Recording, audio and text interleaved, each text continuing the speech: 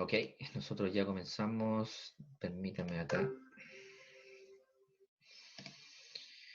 Déjenme compartir la pantalla primero.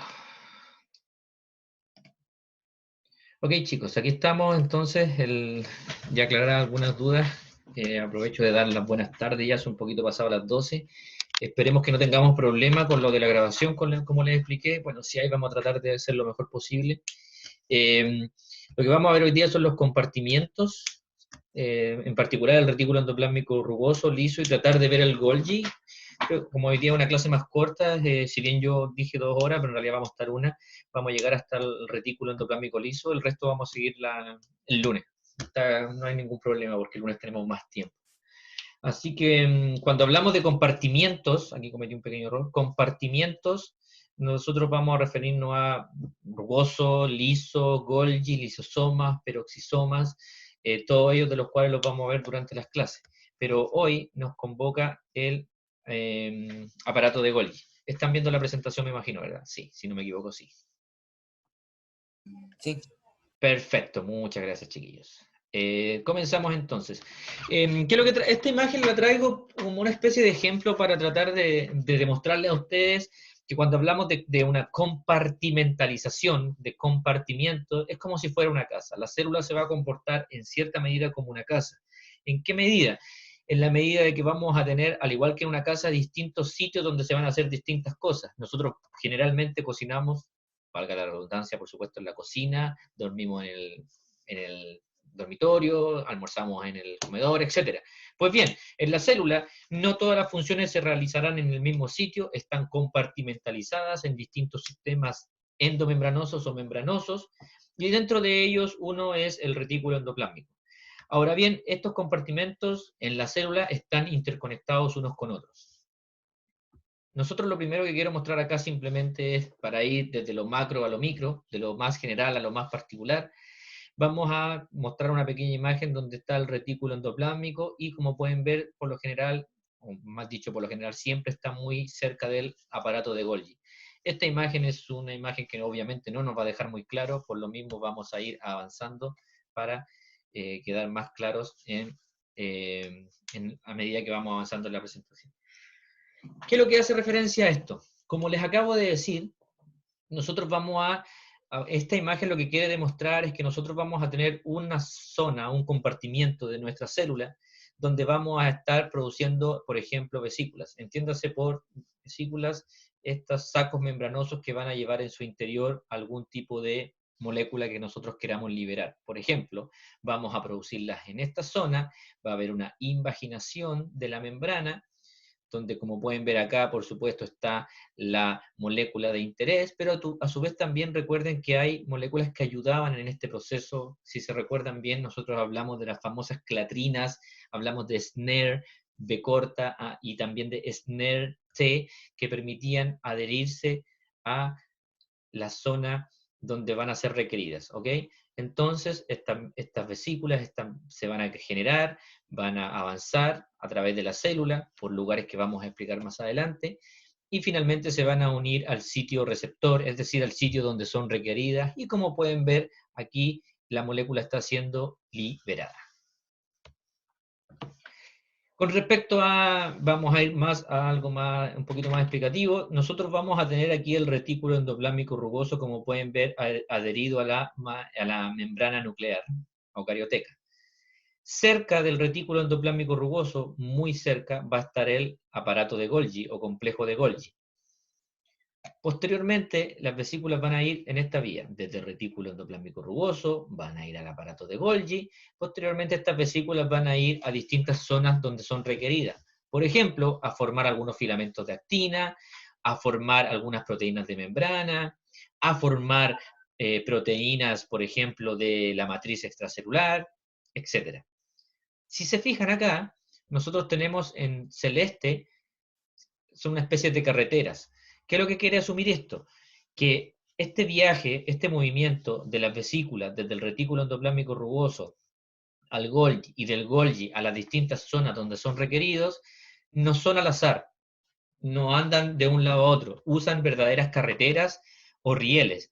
Y esos rieles o carreteras son los componentes del citoesqueleto, tema que hablaremos en las próximas clases, en donde en el citoesqueleto va a haber una proteína motora, que es la que se ve ahí, que se va a unir al citoesqueleto, pero a su vez va a tomar, por así decirlo, llevarla en andas, a echársela al hombro a la vesícula y la va a transportar. Resumiendo, el movimiento de vesículas en el interior de la célula no es azaroso, no es simplemente un gradiente de un fluido que se está moviendo, sino que hay verdaderos proteínas motoras que van a usar verdaderos carreteras o rieles donde estas vesículas van a movilizarse. ¿Ok? Sigamos. Profe, Sí, dígame. ¿es importante sobre la cara cis y trans del aparato de Golgi? Sí, pero no es el tema que vamos a ver ahora porque vamos a verlo y discutirlo en más detalle cuando veamos el Golgi, pero sí, es importante, lo vamos a discutir y vamos a ver las diferencias y de hecho siempre se entra por cis y se sale por trans. Cuando hablemos de Golgi, vamos a entrar en detalle con el Golgi. ¿Ok? Ok. Entonces, nosotros vamos a tener la membrana nuclear, como puedes ver, y vamos a tener el retículo endoplásmico rugoso, que ya sabemos, tiene adheridos ribosomas, por eso tiene esta característica rugosa. Y ya pueden ver que vamos aquí desde lo más grande ya a lo más particular, a lo más chico, y ya vemos que hay un movimiento entre el retículo endoplásmico y el Golgi. Por otro lado, desde el Golgi las vesículas van a ser movidas y va a haber una vía que llaman ellos una vía secretora, es decir, que va hacia afuera, y va a haber una vía endocítica, que va a ingresar material. Esto lo pueden unir, por supuesto, cuando hablamos de la endocitosis, donde va a haber una molécula que quiere ingresar, una molécula grande quiere ingresar, y posteriormente va a ir al lisosoma que va a realizar la degradación de esa molécula, por ejemplo. Pero también están las vías secretoras. Entonces, resumiendo, ¿cómo se mueve una vesícula?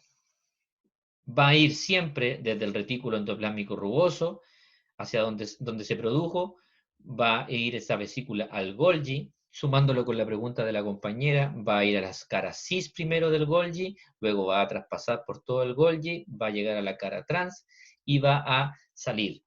Esa es la vía secretora. Y la vía endocítica, la que acabamos de explicar. Pero dentro de la vía biosintética o la vía secretora, nosotros vamos a tener una secreción que es constitutiva, es decir, una secreción que va a estar constantemente proveyendo la célula de las proteínas necesarias, por ejemplo, pero también va a haber una vía que es regulada, es decir, esta vía va a ser activada en respuesta a algún tipo de estímulo, como puede ser un impulso nervioso en el caso de una neurona, o como puede ser la llegada de la estimulación de un receptor, como puede ser en el caso de una célula secretora del sistema endocrino. En este caso, en la vía secretora regulada, lo que se va a hacer, se van a acumular las vesículas aquí al borde, en estos gránulos secretores, y van a quedarse ahí. Cuando llegue el estímulo, se van a abrir estas vesículas, van a ser obviamente estimuladas, valga la redundancia, y van a cumplir su función. ¿Ya? Esto también es importante destacar que lo vamos a ver a continuación, que las proteínas, dependiendo primero, ¿dónde se sintetizan las proteínas? Pregunta general para ustedes. ¿Quién es el organelo que lleva a cabo la síntesis de proteínas? El RER. Sí, pero el RER en particular no. El ribosoma a los lados y los ribosomas sintetizan. Perfecto. En particular, la síntesis de proteínas se lleva a cabo en los ribosomas. En el RER se realiza principalmente porque tienen los ribosomas. Pero uniendo con esa pregunta, que bien responde la compañera, nosotros vamos a tener ribosomas libres y ribosomas unidos, ¿ya? Entonces, esta es simplemente una imagen que muestra el retículo endoplásmico rugoso, el retículo liso, y lo que quiero mostrar acá son los gránulos que están acumulados, para que en cualquier momento sean estimulados y sean liberados al exterior. Cuando hablamos de los ribosomas, tiene que medirse siempre en la mente y no podemos equivocarnos en eso, chiquillos, en que síntesis de proteína, ribosomas. Porque recuerden que no todos los ribosomas están adheridos al retículo endoplásmico rugoso. Y así vamos a tener ribosomas que obviamente van a sintetizar proteínas que van a cumplir una función si esos ribosomas están libres. Ahora, si esos ribosomas van a estar adheridos al retículo endoplásmico, van a secretar proteínas, van a sintetizar proteínas que van a requerir ser utilizados en otra función. Pero antes de ir a esa parte, lo que queremos mostrar acá son cómo se vería un retículo endoplásmico. Ese es un esquema, que son cisternas, pero aquí está más claro que en las imágenes antecedentes, pues está más complicada. Entonces van a ver una especie de sacos aplanados, donde van a haber adheridos los ribosomas. Ojo, este saco, si ustedes lo ven acá, en esta parte que estoy siguiendo ahora, serían como la membrana, pero también hay un lumen, una luz en la parte interna. Es como si fuera un tubo. Entonces el tubo va a tener una parte externa. Si yo pongo atrás luz y miro en el ojo, voy a tener un tubo, una parte externa, pero en el interior también voy a tener algo.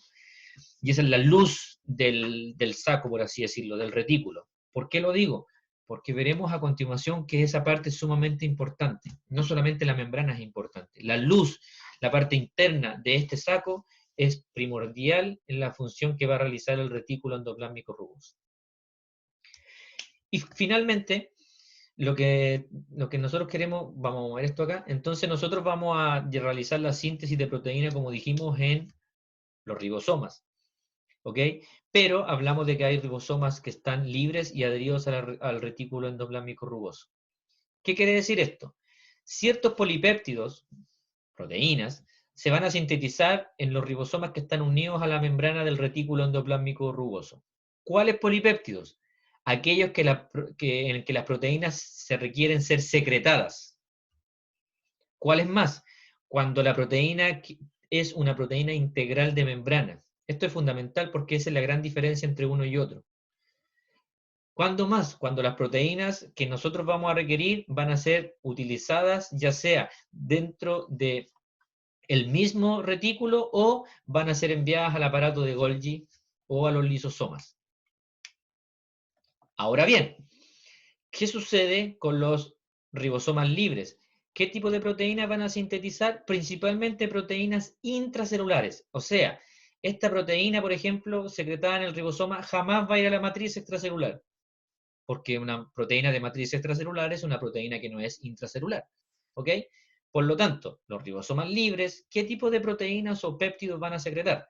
Van a secretar proteínas del citosol. Como ejemplo, estoy citando aquí una proteína o una enzima que va a participar en la glucólisis.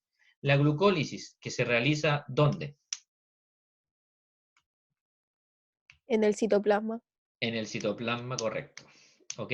Entonces, vamos a también a tener en la síntesis de proteína en los ribosomas libres con respecto a proteínas periféricas de la membrana, no integrales. Fíjense la diferencia, ¿ok? Periféricas. Por ejemplo, también vamos a tener proteínas del núcleo, como las histonas, que se adhieren al DNA. Es decir, si yo algún día le pregunto, ¿las histonas son secretadas en o sintetizadas en? Usted me tendrá que decir que son en los ribosomas libres, más nunca en los ribosomas adheridos al retículo endoplásmico rugoso. ¿Ok? Sigamos entonces. Ahora, ¿qué es lo que va a determinar que esta célula sintetice una proteína que sea de un tipo A o del tipo B? Esto es algo que nosotros veremos en la imagen posterior, pero las proteínas van a obtener o van a ser, por así decirlo, marcadas por una secuencia señal. Una secuencia que va a marcar este péptido y que en base a esa secuencia la proteína va a sufrir cambios y va a sufrir modificaciones que son sumamente importantes, que las vamos a ver a continuación, con esta imagen que está acá. Resumiendo, nosotros vamos acá a recordar nuestras clases cuando estuvimos hablando sobre síntesis de proteínas. ¿Qué es lo que tenemos acá entonces? Acá nosotros tenemos un ribosoma. Como pueden ver, está completo, por lo tanto tiene la subunidad menor y la subunidad mayor. Pero también tenemos el RNA mensajero. Por lo tanto, fíjense aquí, por favor, nosotros estamos generando ya la proteína. ¿Ya? Entonces, empieza la síntesis de proteínas, se adhiere acá, empiezan a llegar los aminoácidos, como ustedes ya lo recuerdan, y se empieza a generar el péptido. Aquí va. Y este es el péptido señal. Se le añade una parte que es un péptido señal. Este péptido señal se va a unir con una molécula que va a estar aquí en el citosol. Y esta es la SRP, la proteína que reconoce la señal. Es decir, esto se va a unir, esta es la partícula que reconoce la señal. Esta partícula de aquí se va a unir al péptido señal. Y miren, por favor, aquí está la imagen. ¿Ya? Entonces, ¿por qué eso es importante? Porque fíjense, por favor, acá en la parte azul. Toda la parte azul, ¿qué es lo que es? Es el retículo endoplásmico rugoso, donde esta parte más oscura es la membrana del retículo, como la pueden ver acá, y acá tienen la parte interna o la luz, o la parte que yo les decía que era importante porque iban a suceder cosas ahí. ¿Qué cosas las vamos a ver a continuación? Se sigue generando la proteína, sigue creciendo. Fíjense, por favor, que en la membrana hay un receptor de la partícula de reconocimiento de la señal. Hay un receptor aquí. Y entonces, este receptor, que es como una proteína de anclaje, fíjense, esto es como que lo agarra. Va avanzando, va avanzando. Esto si fuera avanzando hacia acá, avanzando, avanzando, ¡pum! Queda enclachado ahí, queda adherido. Esta partícula de reconocimiento de la señal queda adherida. Al quedar adherida a eso, recuerden que esa partícula está unida al péptido señal, y el péptido señal pertenece a la proteína, y la proteína está unida al ribosoma. Es decir, todo este complejo queda atrapado aquí. ¡Pum! Hasta el momento, ¿alguna consulta?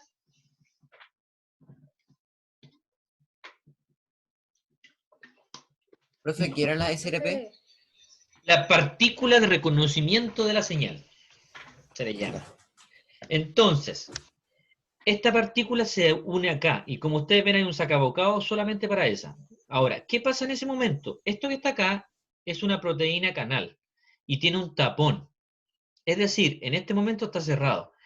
Al adherirse acá a esto, lo que va a pasar es que el péptido que viene creciendo aquí no va a seguir creciendo en el citosol. Porque, ¿qué pasaría? Se podría plegar de mala forma, entonces lo hace pasar por este tapón. Y lo hace, si usted tiene una maraña de hilo que la hacen cruzar por un agujero pequeñito, de esa forma está más protegida para no plegarse de mala manera. Y recuerden que el mal plegamiento de la proteína es crítico en las células. Entonces, este péptido que está aquí, en vez de seguir creciendo allá y comenzar a enredarse, viene y se mete por este tapón. Aquí va. Fíjense, por favor. Si se fijan que aquí la partícula permitió la unión, pero luego la partícula es liberada y está el ribosoma, obviamente con el péptido que está creciendo, y aquí lo va metiendo hacia el interior del canal. Obviamente este tapón, al llegar acá a este proceso, se abre y permite que esta péptido señal siga creciendo y continúe su crecimiento. Hasta el momento, ¿hay alguna duda? Creo que no, porque está bastante clarito, lo hemos hecho bastante lento, así que vamos a seguir, chiquillos. Ahora bien, yo les dije que esta parte era importante, por supuesto, la membrana también lo es, pero fíjense ahora, aquí, en la luz del retículo endoplásmico rugoso, en la parte hueca, por así decirlo, en la parte interna, van a suceder cosas importantísimas. Primero, aquí en el retículo endoplásmico rugoso se lleva a cabo un proceso llamado glicosilación. Es decir, vamos a añadir glúcidos o hidratos de carbono a la proteína. ¿Con qué fin? Lo vamos a ver a continuación. Por el momento, quédense ahí nada más. Y otra cosa que vamos a hacer es que aquí va a participar una proteína llamada chaperona. ¿Qué es una chaperona? Es una proteína que va a ayudar en el plegamiento de la proteína, en el buen plegamiento de la proteína. Cuando la proteína se está plegando, la chaperona le va a ayudar, a su vez que también va a ser un sistema de control, que lo vamos a ver a continuación. Así que por el momento, hasta donde vamos, vamos clarito y todo bien. Sigamos entonces. Aquí refuerzo la idea que acabo de dar para que la tengan ahí y no se compliquen. Sí, dígame. Disculpe. Sí, por favor, cuéntame, interrúmpeme, todo lo que quieras. Sí, en la luz, perdón, en la luz que se le agregaba a la proteína. Aquí, ¿Lúcido? en la luz, en la parte interna, nosotros vamos a producir la glicosilación, que significa que vamos a añadir glúcidos o carbohidratos o hidratos de carbono a la proteína. Y también en esta luz va a actuar una chaperona que va a permitir plegar bien la proteína. ¿Ya? Ya, gracias. De nada. Sigamos entonces, chiquillos. Entonces, aquí viene lo que yo ya les expliqué, lo tienen acá en palabras. Entonces, cuando el péptido naciente entra aquí, se somete a la acción de enzimas que están en la luz del retículo endoplasmático rugoso. Estos se producen en el N-terminal. Y eso, una de esas cosas es la glucosilación, que es cuando se agregan carbohidratos. Y también van a actuar las chaperonas, que como ya les dije, reconocen las proteínas mal plegadas, se unen a ellas y le dan la oportunidad de tener una formación correcta. ¿Y eso cómo ocurre? Lo vamos a ver en la diapo que viene después de esta. Aquí lo único que quiero, chicos, es que por favor entendamos de manera general qué es la glicosilación. Glicosilación o glucosilación es exactamente lo mismo, ¿ya? Para que no se compliquen. ¿Qué es lo que hay acá? Acá nosotros vamos a tener principalmente monosacáridos que se van a empezar a unir a esta molécula. Azúcares, en particular, monosacáridos, azúcares, carbohidratos, etc. Son todo lo mismo. Entonces, vamos a tener, por ejemplo, la naranja, son la N-acetilglucosamina. Vamos a tener las azules, que son manosa, y las verdes que están acá, que son glucosa. En estos momentos me da lo mismo, que no quiero que se compliquen en qué es lo que vamos a añadir, simplemente el resumen de esta figura es la proteína en el N-terminal, nosotros vamos a añadir varios monosacáridos, por lo tanto vamos a añadir oligosacáridos, varios. Recuerden, cuando tenemos uno solo es un monosacárido, disacárido, trisacárido, cuando tenemos entre 2 y 20 oligosacáridos, y si tenemos más es polisacárido. Pero entonces vamos a añadir glúcidos. Ese es glicosilación, añadir glúcidos. ¿Con qué fin? Porque cuando nosotros añadimos glúcidos, estos glúcidos son importantes porque le dirán a la proteína, le permitirán, por ejemplo, unirse a otra proteína de canal y formar una capa ancha. O le permitirán, por ejemplo, reconocer una cierta parte en la matriz extracelular y adherirse solamente a esa parte y no a otra. Es decir, son procesos importantes. Y no solamente eso, sino que también le permitirán ser reconocidas para ver si la proteína está bien plegada o no. Eso lo veremos a continuación. Aquí, con esta, quiero simplemente reforzar lo que acabamos de ver. Por favor, no se me asusten, hay cosas acá que no me interesa tocarlas, todas estas partes de bioquímicas que van acá no nos interesa porque lo verán ustedes en sus clases de bioquímica. Lo que sí quiero que vean es que en azul es la membrana del retículo.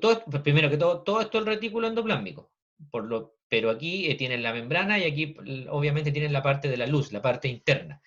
Por eso les decía que era importante. Fíjense, en la membrana nosotros vamos a tener, por supuesto, la unión, como ya la vimos en la imagen anterior, viene el retículo se une con el ribosoma y empieza a producirse la síntesis de proteína que se metía en el canal hacia adentro. ¿Recuerdan? Se metía en el canal hacia adentro.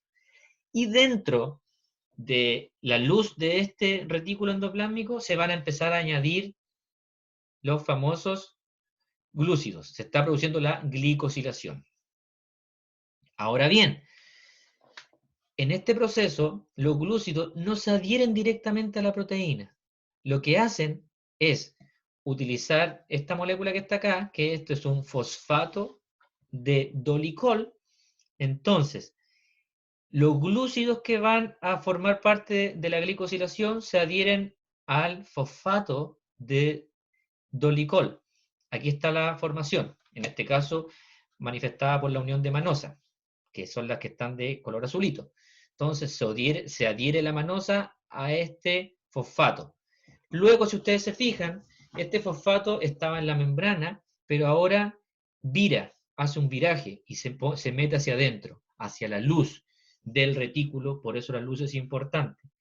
Posteriormente, sigue el proceso de glicosilación porque no agrega solo manosa, sino que sigue el proceso y aquí agregó las naranjitas que eran N-acetilglucosamina. Resumiendo, glúcido.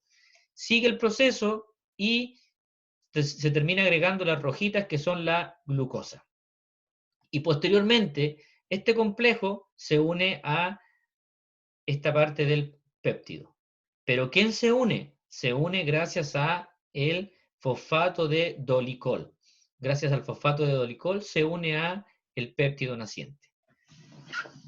¿Qué es importante acá? Y quiero que veamos, resumiendo, la glicosilación se produce en la luz del retículo endoplásmico y consiste en añadir glúcidos a la proteína, al péptido naciente. ¿Se une directamente a la proteína? No, se hace en ayudar por el fosfato de dolicol, y el fosfato de dolicol se une a, finalmente, el péptido. ¿Ya? Ojo acá, esta parte es importante.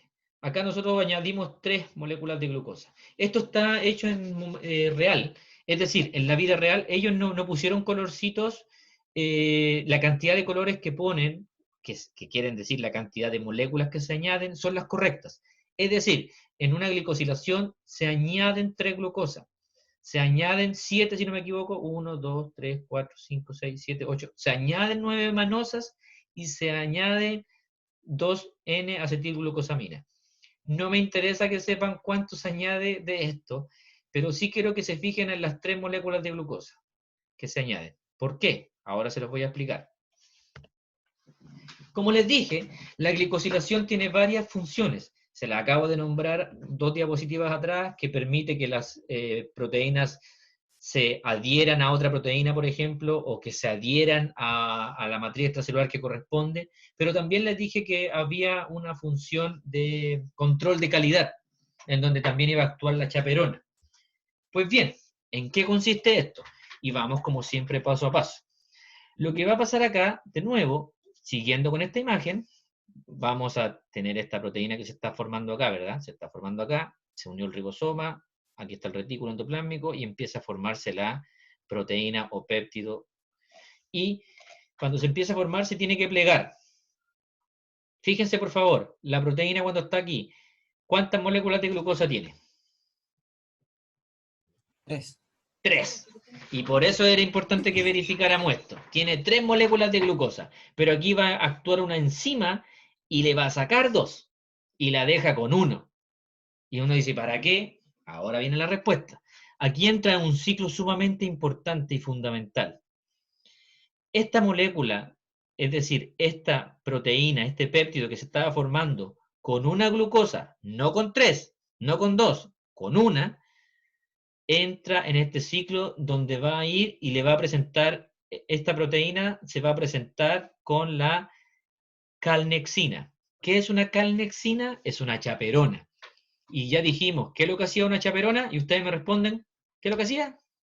Ayuda a que se pliegue bien la proteína. Perfecto, muchas gracias. Ayuda a que se pliegue bien y es como un checkpoint, un punto de control. Entonces, se va a adherir acá. La chaperona la va a mirar a la proteína y va a decir, ok, usted, mi hija, está bien plegada, salga nomás del ciclo y vaya a cumplir su rol porque está todo bien, no hay ningún problema con usted. Ahora bien, si la chaperona se da cuenta que hay un problema, aquí viene una enzima que saca la glucosa y la deja sin glucosa. Entonces, esta señal le dice a esta enzima, a la glucosiltransferasa, le dice, ok, ¿saben qué? ¿Se acuerdan la proteína que mandamos para el ciclo? Hay un problema, compadre. ¿Por qué? Mira, la mandaron de vuelta, pero le sacaron la glucosa, entonces tiene un problema. Ya, hay que solucionar este problema porque nosotros no queremos drama en la célula. Vamos a tomar esta y la vamos a añadir una glucosa. Le añade la glucosa. Cuando le añade la glucosa, le significa que de nuevo tiene que pasar por el ciclo y tiene que venir de nuevo donde la chaperona. La chaperona la va a tomar de nuevo y le va a decir, ¿qué onda? ¿Tú de nuevo acá? Ok, vamos a ver, ¿cómo estamos? Empieza a mirarla, la da vuelta, la mira por todos lados, dice, ok, estamos bien, vamos, como estamos bien, sigue tu camino y cumple tu función.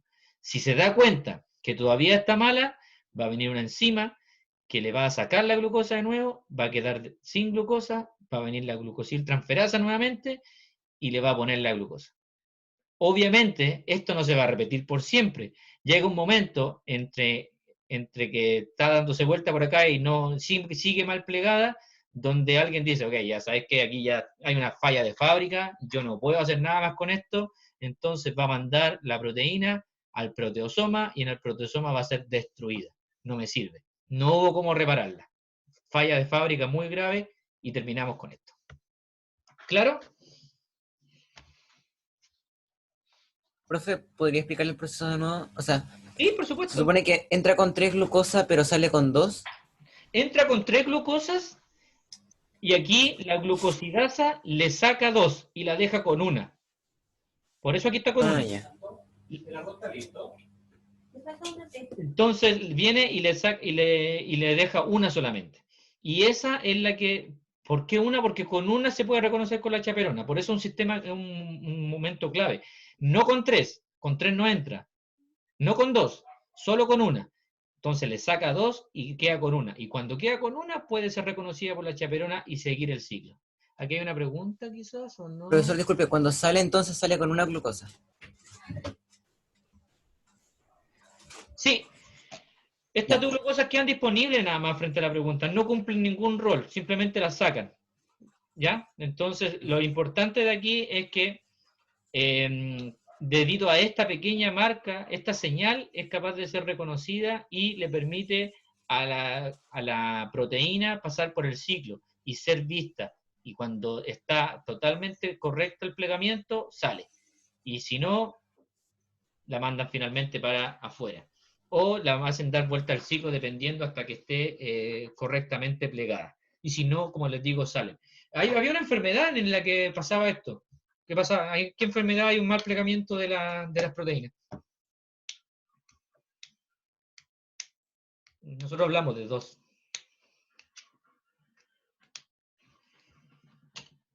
¿No se acuerdan? El Alzheimer, El Alzheimer era una y había otra también. Yo sé que la de ustedes se acuerdan, lo vimos. las vacas locas o no. Correcto, y era producida por los...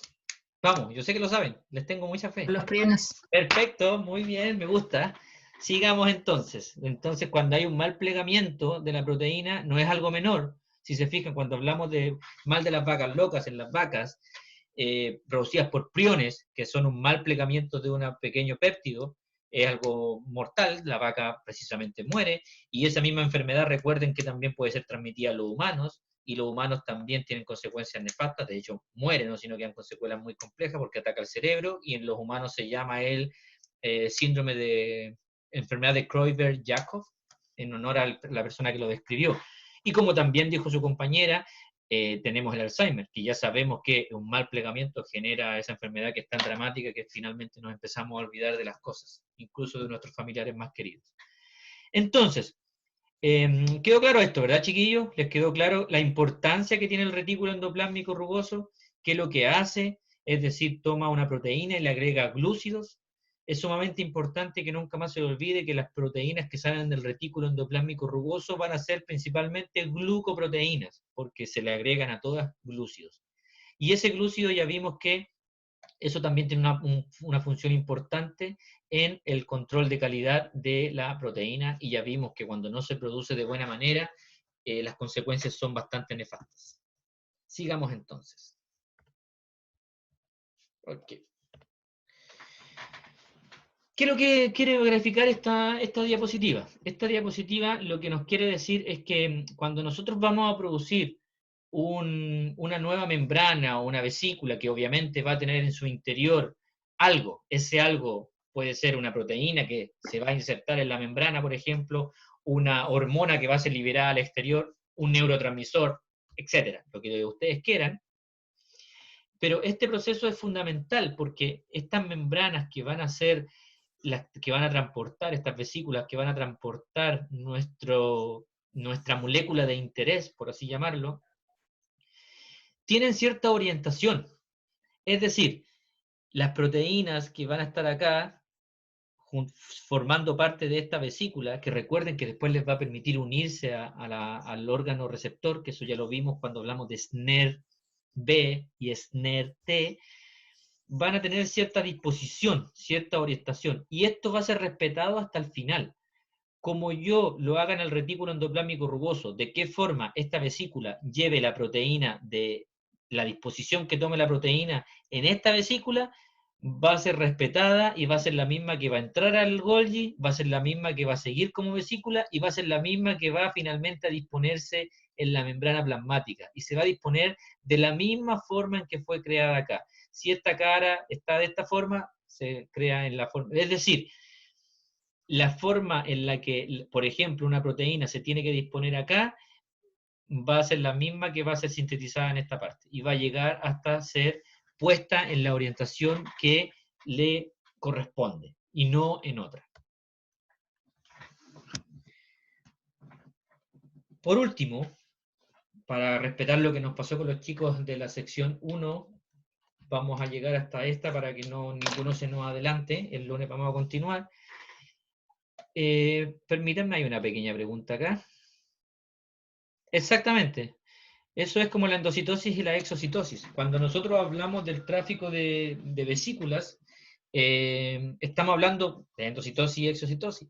Por eso, permítanme por favor, para que no haya complicaciones.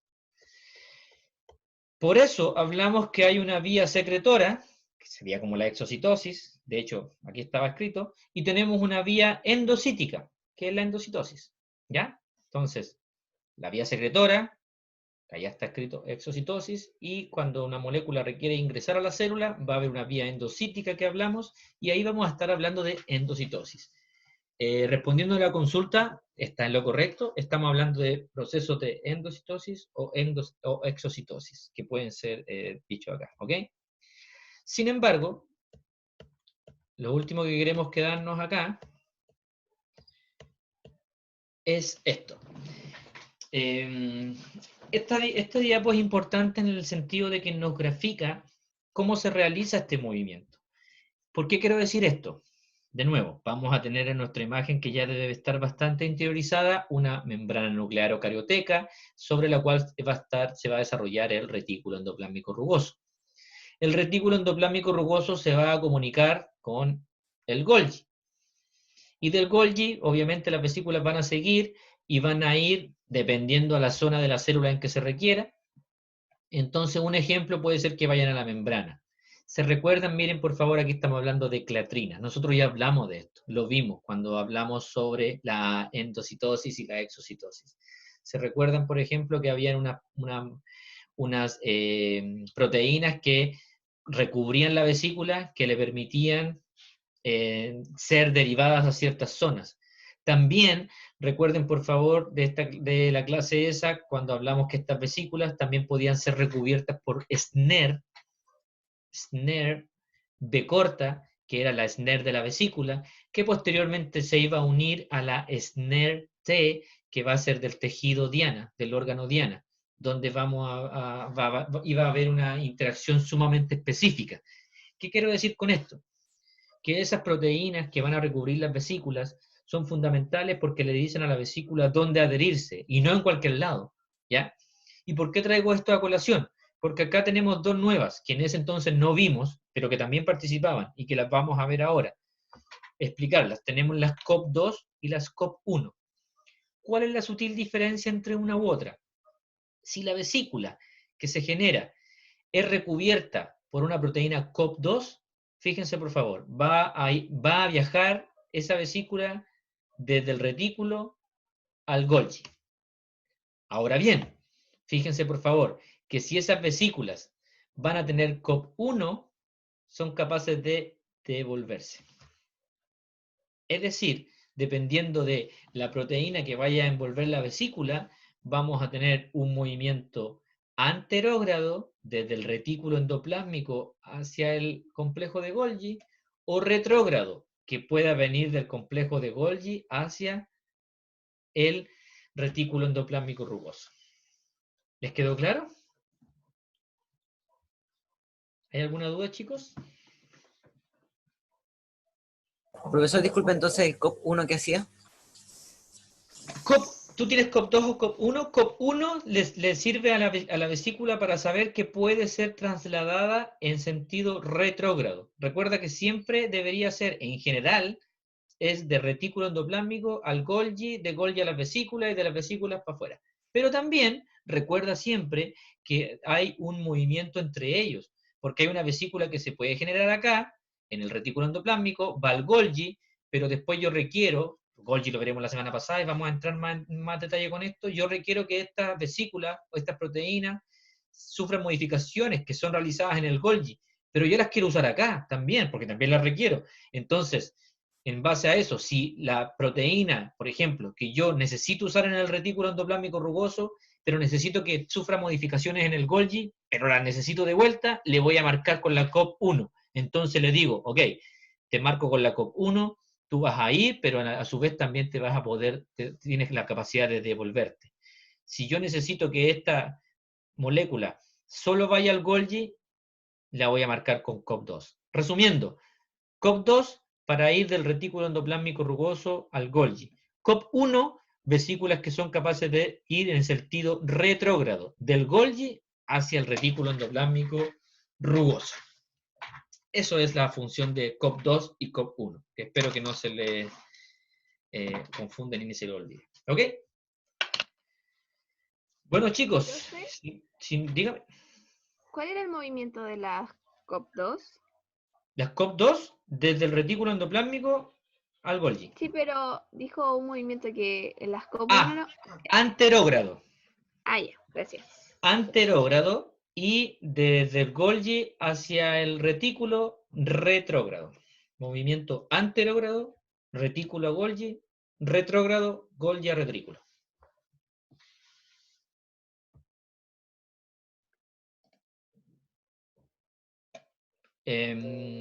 Bueno, eso es lo que tenemos para el día de hoy, chiquillos. No, sé que tienen que estudiar mucho mañana, así que, como siempre, ustedes saben, los viernes también es más corto. Si no tienen ninguna duda, voy a proceder a terminar la clase y nosotros nos veríamos mañana a las 2:30, ¿verdad? Profe, ¿qué libro me sirve como de apoyo para estudiar? Porque creo que estuve leyendo uno que se llama Biología Celular Biomédica, que creo que lo envió usted, pero me sirve más el CARP o el Paniagua para apoyarme. Todos los libros que están en el programa te sirven, pero por ejemplo va a depender. El Paniagua lamentablemente no sale en todos los temas. De hecho, este tema que no entra en la prueba, este tema yo no lo encontré en el Paniagua, pero sí sale en el Biomédica y sale en el CARP. Así que, pero también tienes la sección anterior, creo que me preguntó alguien, tienes el Albert, tienes el Lodich, en todos ellos sale. El Albert, el Lodich, el CARP, y en el de biomédica también sale. En distintas profundidades, hay algunos libros que te explican muy por encima, o otros son muy complejos. Bueno, te darás cuenta ya que cuando lees el CARP es bastante complejo. Cuando yo trato de hacer las presentaciones, trato de hacerla entendible. No sé si lo leíste ya. ¿Lo leíste? No, todavía no, porque estuve buscando en el Paniagua y quise dejar el CARP al final. Sí, se ponen a veces bastante complejos, pero bueno, cuando lo leas te vas a dar cuenta que como explican ellos, nosotros tratamos de traerlo más aterrizado para que ustedes lo entiendan, al menos lo que yo trato de hacer, porque a veces el nivel que usan es bastante complejo, cuesta entender. Eso. Ya, muchas gracias. De nada. ¿Estamos listos, chiquillos, entonces? ¿Todo bien? ¿Sí? Si tengo una duda, después le puedo mandar un mensaje por el aula o por correo, ¿no? ¿Por correo? Sí, ningún problema. Ningún problema. Bueno, chicos, entonces recuerden, por favor, estudiar bueno, ya me imagino ya deben haber estudiado para mañana. La clase era hasta matriz extracelular, que es lo que vimos, y nada más. Desearle un muy buen día, como siempre, un gusto tener clase con ustedes. Siempre colaboran, son muy simpáticos, muy abiertos a la clase, muy motivadores, así que nada, me despido, que tengan una muy buena tarde. Profe, y que les vaya bien. Sí, ¿quién me habla? Hay una pregunta en el chat. Ok. Dame un segundito. No alcanzo, no me sale. Ok, ¿qué es lo que dice, profe? No sé si ya dijo, pero la prueba ¿por dónde es? ¿Por dónde es? Ah, ¿por dónde la envío? La prueba ¿por dónde la envío? Esa es la pregunta. La voy a enviar por correo. No sé si lo dije, pero da lo mismo, la puedo repetir. Se la voy a enviar por correo. Pero mañana nos vamos a juntar, yo les voy a mandar una reunión. No los voy a dejar solo. Voy a mandar la reunión para todos. Nos vamos a juntar a las 2:30. Ahí les voy a mandar la información y ahí voy a dar algunas directrices. Y después ustedes van a seguir con la prueba. Así que no van a estar solos mañana, yo voy a estar con ustedes durante el rato, ¿ya? Ya, gracias, profe. Todo bien entonces. Ya, chiquillos, mañana que estén bien, tranquilos, no hay nada del otro mundo. Aparte, hay algunas sorpresas para mañana. Así que nos vemos. Que estén bien, chaito. Gracias. Chao. Chao, profe. Chao. Chao. Chao.